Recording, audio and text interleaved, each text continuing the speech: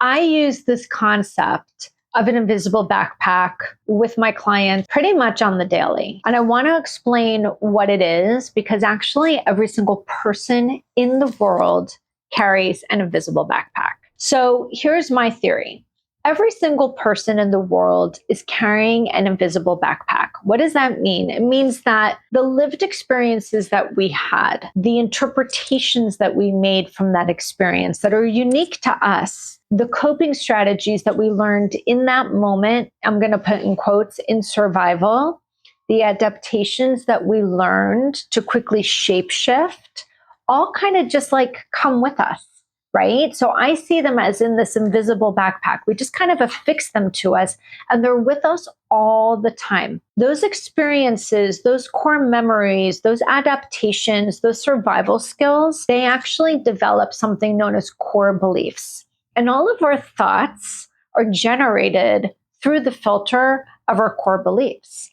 And so every single person you come up against all day, every day, I just want you to imagine every person in the world walking around with this piece affixed to them. Now, some people's backpacks might have really great experiences and perspectives on life that are really wonderful and rooted in resilience. But a lot of people are also walking around with core beliefs that actually aren't true. You know, there's things that they had to grasp onto quickly in a moment of survival, usually between the ages of, say, 9, 10, 11. This is when our core beliefs are actually formed.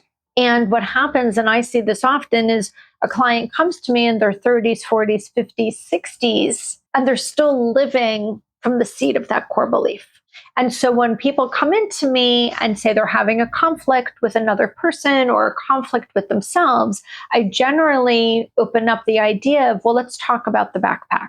What's inside your backpack? What things did you inherit inside that backpack? Which things did you put in yourself? And do these things still belong? And by the way, when you're communicating with somebody else, have you ever considered that they're also carrying their own backpack as well? So the other thing that I bring out pretty much in every single session with a client above and beyond the invisible backpack is what happened before you. So our backpack is not just filled with our own lived experiences and our core memories and our core beliefs and our adaptations and survival techniques, but they're also filled with the ones that we observed from other people, our primary caretakers, our parents. Maybe we even lived in a multi-generational situation where we had a lot of influence with grandparents or aunts and uncles, and we observe how people navigate life. And when we observe it, very often we make the agreement unconsciously that this is the way life is navigated or this is the way life is handled.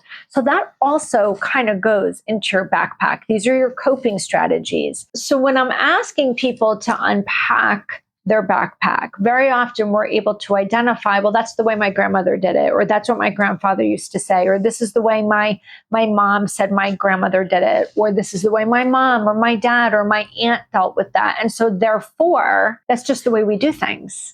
And so we give you the opportunity to say, that's the way you've done things up to this point, given the exposure you've had.